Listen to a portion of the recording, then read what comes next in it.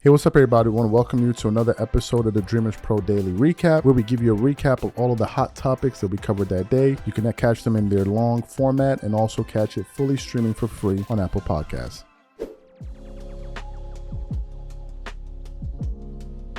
I want to give you guys a quick insight. This show was a show that we produced yesterday, but we didn't publish it because I made a mistake. And I said, no. I went off on that show yesterday and I need to go off again today. People need to hear what I think about this damn story. So let me get into this topic here. So as you guys know, the Lakers recently won the game against the Clippers. They won the championship against the Clippers, or at least that's the way some people are making it seem on social media. So they won the game. And with that, and let me just be fair, LeBron played exceptionally well in the fourth quarter. He did. No one is taking that away from him. But what ended up happening after that is what people normally do. Twerk it up, twerk it up, twerk it up, bust out the honey. That's what they started doing. They started taking it to the next level and beyond. And you would have thought we just witnessed a game 5 in the semifinals of the Western Conference, forgetting it was just a regular season game. So people started twerking it up all over the place. And who are the biggest twerkers for LeBron James? Without a doubt, it's ESPN. So what happens? After the game, and I didn't watch that full game because I only saw it to the second half, I immediately opened up my phone and I went to Instagram, and I woke up, probably a bad practice, but I went to Instagram because sometimes I get news that comes in because I follow a lot of sports pages. And I see an image that we want to show it to you now, and it's from SportsCenter and ESPN. And it's an image of LeBron James with his face superimposed on Michael Jordan's picture from the 2020 Last Dance docuseries when he was smoking a cigar and I think getting ready to play against the Orlando Magic or something like that. I forgot the team he was getting ready to play against. And they put LeBron after the Lakers went down 21, and they put the GOAT emoji. And of course, what happened? People in the comment section started twerking it up all over the place, slapping each other with honey, gyrating all over the floor because they just couldn't believe how happy they were to see LeBron's face superimposed on Michael Jordan's face. The desperation that exists within ESPN and some of these guys is really, really concerning. I have never seen such a concerted effort by these folks to turn something that's not a debate into a debate. Let me break it down for the people in the back. The only reason that they're making this thing a comparison is because they know it's a way to generate money. You see, Jordan's the GOAT. The vast majority of us believe this. So we have Jordan. But in order for the NBA to keep this thing going, they need somebody to compare Jordan to. Well, Kobe's deceased and he retired. So they're like, okay, but we got LeBron. So let's start coming up with these fake comparisons to generate ratings, to generate conversation, and then we monetize it. Here's what I think, and I've said this before, and I'm going to reiterate it again. I do not think this thing is close. Folks, I don't think it is close. I'm a Kobe guy. I do not, in my heart and soul, believe that LeBron James is a basketball player, is an accomplished NBA player, and you're comparing him to Michael Jordan. I believe that the distance between these two guys is the distance between heaven and earth. I truly believe Jordan is that far ahead. It ain't close. It's just not close. And I'm going to give you another reason. We have demolished these guys, torn into them like a piece of meat, like throwing a lamb to a den of lions. We have tore into these dudes, but I'm going to do it once more. Here's what annoyed me with that image. They're using LeBron in a regular season game where he beat the Clippers, where he played well, and they're comparing him to a 1998 Michael Jordan. Now, what was Michael Jordan doing in 1998, and what is LeBron James doing to be warranted for these two players to even be compared? Let me tell you what Michael Jordan was doing in 1998, and you tell me if LeBron even deserves to be in the same paragraph. Forget the paragraph, the same book as Michael Jordan. Let's get to the facts here. What did Michael Jordan do in 1998? And let's look at what LeBron is doing right now since they want to compare them. In 1998, Michael Jordan won the regular season MVP. In 1998, he won the Finals MVP. In 1998, he won the championship. In 1998, he made the All-Star game. In 1998, he won the All-Star game MVP. In 1998, he made the All-First NBA team. In 1998, Jordan also made the All-First defensive team. And in 1998, Michael Jordan led the league in scoring. Are you dudes on crack? Did you hear what the F I just said? Let me repeat it for you dudes once more. In 1998, that's why I said it, and I've said it on many shows, and I'm going to say it again. Jordan is the only athlete that I have closely observed that the more you investigate about his career, the freakier his stats get. Let me repeat what the guy did at 35 years old. At 35, get this. Michael Jordan won the NBA championship. He won the Finals MVP. He won the regular season MVP. He was the All-Star game MVP. He made the all-first NBA team that year. He made the all-first defensive team that year. And he led the league in scoring that same year. And you're going to take a picture of LeBron James and a 9th place Lakers and superimpose his face on top of Michael Jordan, so dumbass sports fans who have no clue what the hell is going on will look at that thumbnail and be like, oh yeah, go James, go James. Hey man, get the honey. Bust it out. It is a joke to compare these guys. LeBron has never had a season to what the season I just, and Jordan did that at the age of 35. This is that year is a crazy, that's insane. There's no player in the NBA playing today that has had a season like that. Not one. Not even one. Not Nikola Jokic, not Giannis Anthony, not none of them. Not none of them. And this dude did it at the age of 35 years old. Let's look at how many games Jordan played that year. How many games did Jordan play in 1998? Jordan played, and by the way, he played all 82 games that season. All 82 games that season, Michael Jordan played. And you want to bring me this nonsense and talk about his listen, there are people in the comment section gonna be like, it's hate. No, you dudes are living in a fantasy land. You guys are living in Peter Pan fiction reality. And y'all trying to make it seem like, oh, well, he just hating. Now I'm telling you the truth. Because most of these dudes on the internet are twerking it up all over the place for you. Nobody in their right mind, whether it's an athlete or whoever, will tell me that this thing is close. There's nothing close about it. Jordan is by far the more superior player. By far the more superior player. It ain't close. Did you hear the season I just gave you? Let me read it off one more time to hurt you dudes' feelings. In 1998, Jordan won the NBA championship. He won the Finals MVP. He won the regular season MVP. He made all-first NBA team. He made all-first defensive team. He won the All-Star game MVP, and he led the league in scoring. And this the dude you want to bring to compare to Michael Jordan? LeBron ain't on Michael Jordan's level. He's not. Let's just call it what it, he ain't on Michael Jordan's level. If it ain't for these scary ass NBA players that all of a sudden they now got into media and are afraid to tell the truth and they want to twerk it up all over the place, we all know the real. Are you kidding me? Are you kidding me?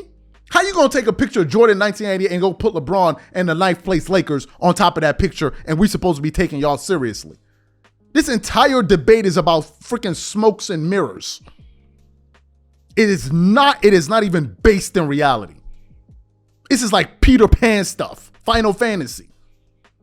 It ain't even close. And I'm not one of these creators who's going to be twerking it up in line for you guys. I don't think it's close. I said it. I don't think it's close.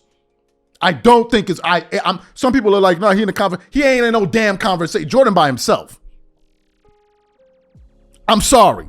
That's insane what I just listed off to you. And you got these jokers at ESPN trying to make it a comparison. What are we even talking about? What season LeBron ever had like that season? Bring the season. that he's ever had like that season. This dude did it at 35. 35 years old. Man, stop, please.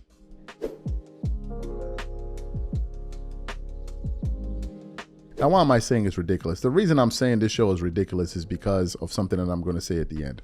But let me get into this topic here. So recently, Stephen A. Smith was doing some rounds, speaking to media. And while he was talking, while he was having a sit down, they were asking him about how things fell apart with Shannon Sharpe at Undisputed, and ultimately how Shannon Sharpe ended up on ESPN First Take, as we all know.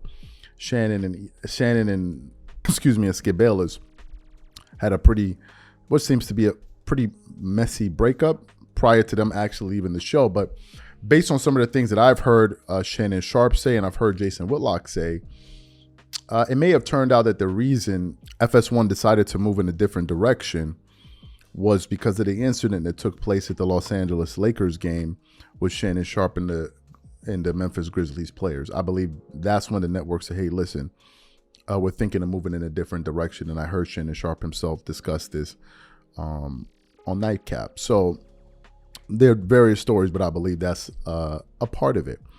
But after Shannon ultimately left Undisputed, he had a sit down with Stephen A. Smith on Club Shay Shay 2 days before he was supposed to make his debut on that Monday on ESPN First Take. And I remember that interview generating about 1.8 million views over the weekend. So what happened? During this sit down, Stephen A. Smith begins to take us behind the curtains, behind the scenes, to explain how the breakup happened, and basically explained how Shannon Sharpe transitioned from working at Undisputed and all the way to him now working at ESPN. So for those of you who never heard Stephen A. Smith discuss this, it's very recent. I want to play for you now, and then I'm going to come back and give you guys our thoughts. Take a listen to what Stephen A. Smith had to say here. Give us the behind the scenes on how, or what was the notion given in place when you found out Shannon was available? Yeah. And what was that conversation like? Because when I seen that happen. Are you ready for this? No, I'm like, are you ready for this? I was like, it was only right. Nobody's asked me that question. Come on now. I give you props for asking it. Shannon didn't even know he was unavailable before I did. Hold on, say that one more time for the people in the back. Shannon didn't even know he was unavailable before. For the people I in the did. back. But unavailable like what Let though? me express. If you remember, and I'm only answering the question because you asked. Yes, sir. If you remember, him and Skip got into That- it about the whole Brady thing. That. Right? And Shannon has sort of lost it. Shannon and I knew each other, but we were never like tight on anything. Yeah. We knew each other, had respect for each other. Yeah. And he texted me one day and he was like, when everybody else don't know, I know. You've never spoken against me. You've always been a supporter of mine, and I want you to know I appreciate that. And then one day he called me because of how stressful life was where he was. And he knew that I knew Skip and I knew all of that. And he was like, how can I handle this? How can I make this better? I said, do you. You're a 3-time Super Bowl champion. You're a Hall of Famer. Yeah. Make no mistake. We respect you. Right. Don't give a damn what nobody say. Yeah. Don't worry about that. And he was cool from that point forward. Then he fast forward. And then the whole thing with DeMar Hamlin came back, right? And he was off the air that day.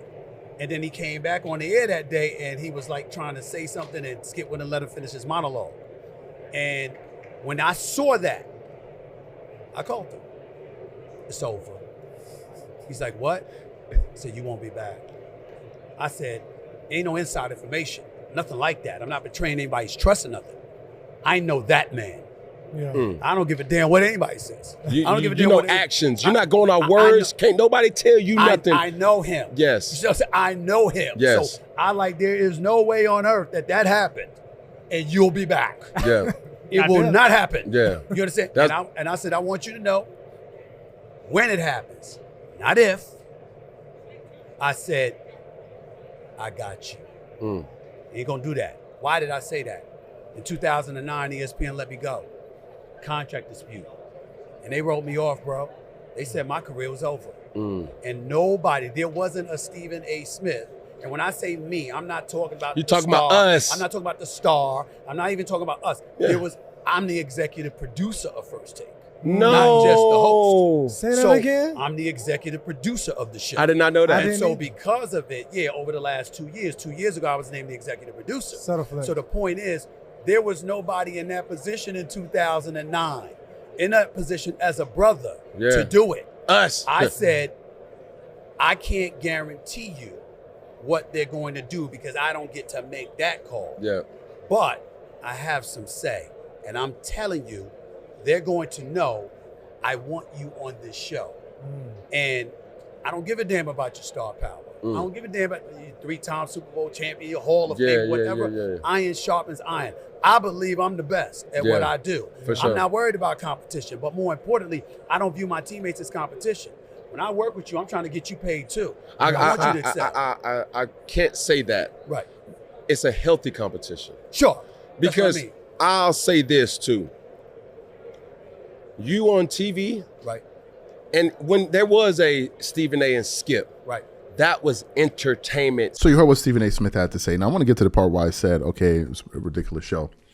Here's why I'm saying that. While Shannon Sharpe was on Undisputed, I was saying that this guy could arguably go on to be the biggest thing in sports media. This was moi saying that. I said because number one, he was funny. He was charismatic. He had the background and the credibility as being a former professional NFL player, Hall of Fame player, Super Bowl winner. He had that on his side.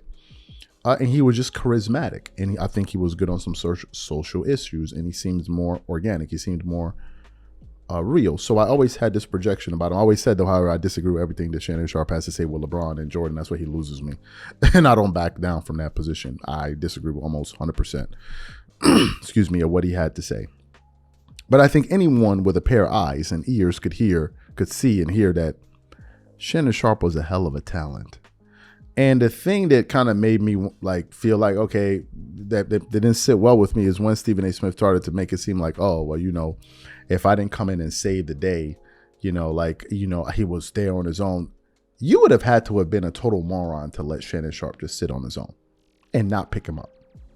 Do you guys know Shannon Sharpe already had to deal with the volume before he made it on ESPN? You guys aware of this? With Colin Cowherd's team, the volume? Are you guys aware of this? Well, they saw it. It was quite obvious. Who would let somebody like that go? And as a matter of fact, ever since his departure from Undisputed, their numbers have never been the same. And go look at the numbers when Shannon Sharpe is on ESPN First Take. Then look at the dip when he's not on the show.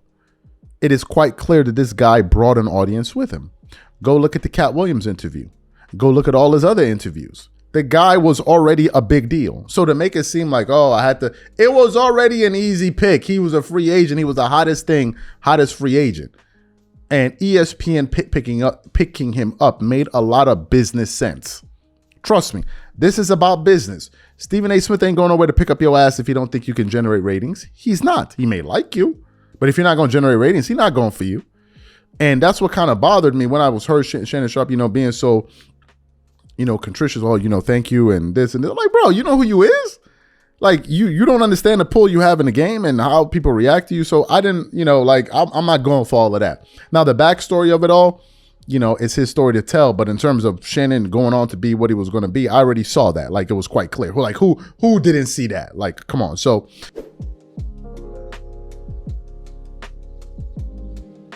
over the past 24 hours, some people have been coming to our channel talking about some damn, where are you? We need a video on the Clippers' loss to the Los Angeles Lakers. Goat James went off for 150 points in the fourth quarter. Kawhi Leonard is garbage and blah, blah, blah, blah, blah, blah, blah. Where's your video? And I'm like, first of all, that was a good win by the Lakers. Playing the Clippers without Paul George and Ivica Zubac. Nevertheless, that was a good win. Did the Lakers just win a championship? I can clearly remember Laker fans saying, whenever the Clippers would beat them, oh, wow, they just won. This is their championship. So this is what the Lakers have been relegated to? You beat the Clippers and all of a sudden we twerking it up all over the place, knocking over drinks. Twerk it up, twerk it up, twerk it up, twerk it up. That's what they was doing. Twerking it up all over the place because they were so hype about some damn we beat the Clippers. And I'm like, bro, at the end of that, the Lakers are still the 9th seed. As we speak, the Lakers are still the 9th seed. But after that win, various sports media outlets started to twerk it up. And one of them, of course, was ESPN.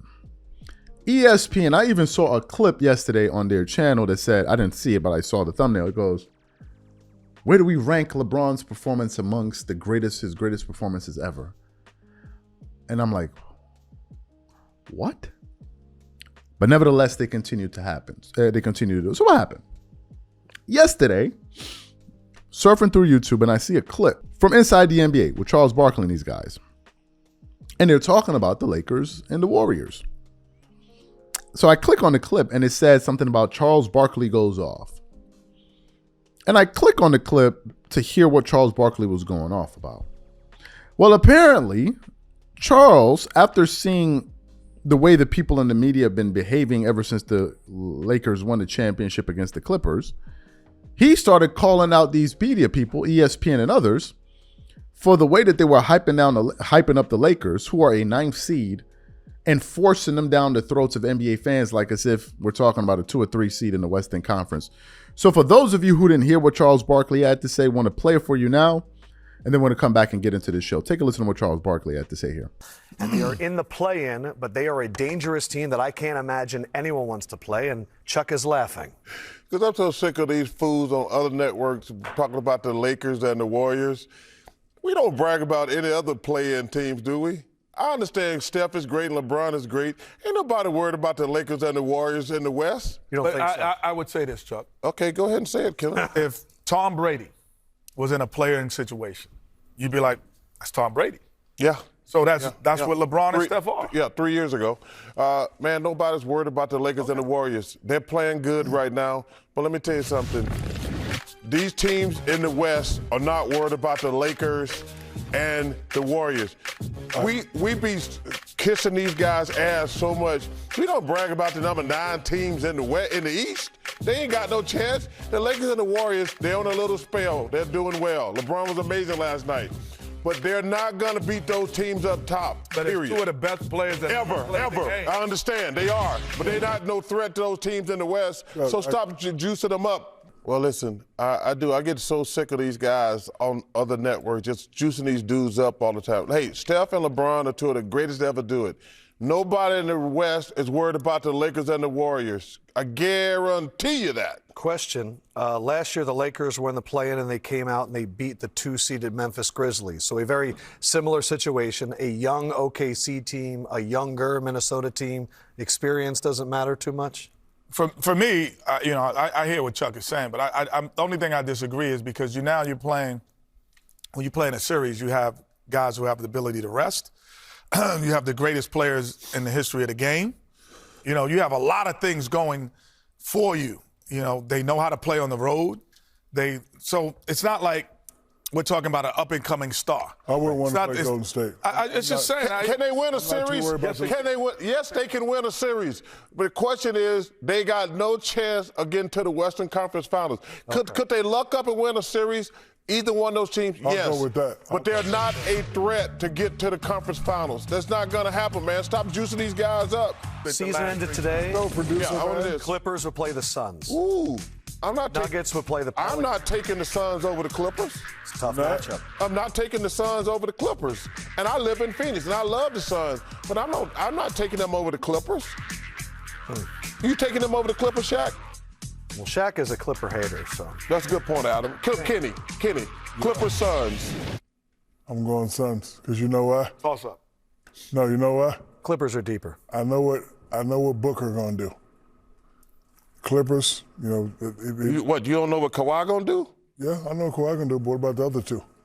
They've known to. The Suns got something to prove after that, too. Because James Harden and Paul George, they're going to have to play well. But exactly. I got no problems with Kawhi. That cyborg, he going to bring it. And Norman Powell, probably the best 6th man in the NBA right now. So I told you, if Denver or the Clippers don't win the West, I'll be shocked. So you heard what Charles Barkley had to say. Listen, I'm not surprised by this. The question one has to ask is, why are they doing this? Well, I think the answers are the following. Number one, LeBron is still the face of the NBA. So whenever something is happening around him, you're going to try to push it, as much as you can to maximize whatever revenues you can make by selling ads against those shows that are talking about LeBron James. So that's one thing. Number two, you have the fan base, right? Lakers have a very, very big fan base, them and the Celtics and the Bulls, I'm sure. So obviously there are a lot of Laker fans out there that want to hear news about the Lakers. And I think those reasons are the reasons why it supersedes winning. Because with the Lakers, it's just whatever news that's surrounding the Lakers, it's okay to talk about. Whether they're winning, that's a great story. If they're losing, well, the story is why they're losing, right? So the Lakers are like the perfect storm. So to Charles's point, whenever do we talk about a 9 seed, we talk about a 9 seed, we talk about a 9 seed, it's the Lakers. Even at the Warriors. The Warriors are the golden standard in the NBA. Yeah, I know the Lakers have the most championships historically, but the Warriors are the gold standard of the NBA as we currently speak. I don't even think that's up for debate. Over the last 10 years, the Warriors have been the number one organization in the entire NBA. I don't even think it's close. It's not the Lakers, it's not the Celtics, it's not Miami, it's none of those teams. It's the Golden State Warriors. They are the most valuable NBA team by a very good margin. By a very, very good margin. They're one of the most well-run organizations in terms of building through the draft, in terms of maintaining a certain level of excellence. It's the Golden State Warriors. They're them. So I can understand people in the media talking about them, number one. Number two, also given the recent success that the Warriors had just 2 seasons out, it's understandable. But in the case of the Lakers, I think it's just the Lakers are the Lakers, and then you have LeBron James. So it's a perfect storm, and therefore they're going to talk about them, as much as possible. As much as possible. I think people in television, in terms of producers, are some of the laziest producers in terms of thinking of topics that will engage an audience. Because if you look at Undisputed, for example, Undisputed, especially when Shannon Sharpe was there, are usually 3 or 4 topics to talk about. The Lakers, LeBron James, the Cowboys, or Tom Brady. That's it. And then around there, they'll sprinkle in a few other things. But if you go into the independent sector, there are people coming up with excellent content. They talk about a range of things, right? But in big media and on television, that's, I guess, what people want to hear about. So I think that's the reason that they talk about them. But it's also fair to say that there have been people at ESPN that's also complained about this. Michael Wilbon has been one of them. Kendrick Perkins has been another one of them. It's like, yo, why are we still talking about this team? But I think the way it goes with these big networks is that you must talk about them. Even with the TNT, as Charles Barkley was there complaining about, oh, we got to talk about the Lakers. We got to talk about the Lakers. Guess what they were doing? They were up there talking about the Lakers. So I don't think there's any escaping from it. You got to do it, and it's just the way that it is. Do I expect it to change? No, I don't.